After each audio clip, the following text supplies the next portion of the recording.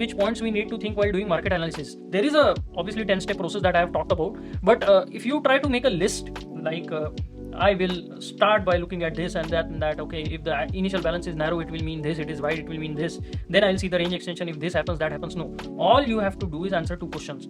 What is market trying to do?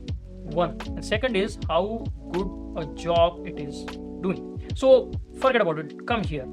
This is a consolidation that was there for 3 days, and today market opens higher and even gives a IBRX. You give it some time, you let it develop, and you see that before even the initial balance is complete, market comes back down and extends the range to the opposite side. That is an anomaly. Why has that happened? It should not have happened. The value started to form higher, and we also got a range extension to the upside. Why has it come down? So if I ask you what is the market trying to do, obviously the value is forming higher. You definitely will say that value is forming higher, Dean. It is trying to go up. Great. Is it doing a good job? No. Why did it come down? And if it had to come down, why the hell did it test here first? And is this a good test? No, it is just one tick. If it would have been 3-4 ticks, then I would have said, okay, it's a rejection. Forget about it. Sellers are in control. But nothing of that sort was happening. So when the market was trying to go higher and it was not doing a good job, what can you say about risk in longs?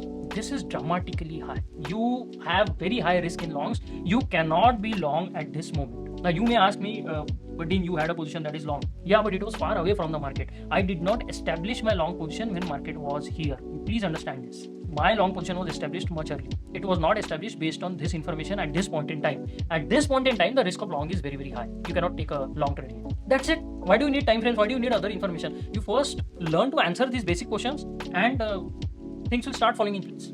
And then when after asking these basic questions and you hit a roadblock where you cannot make sense of the markets even after asking basic questions, that is when you go to these other tools, try to find out what time frames are doing, you try to find out the other things, are there any structural anomalies that you need to be careful about, what the current market development is saying about state of the market, all these questions. Then you can go ahead and start asking, but start with the basic questions.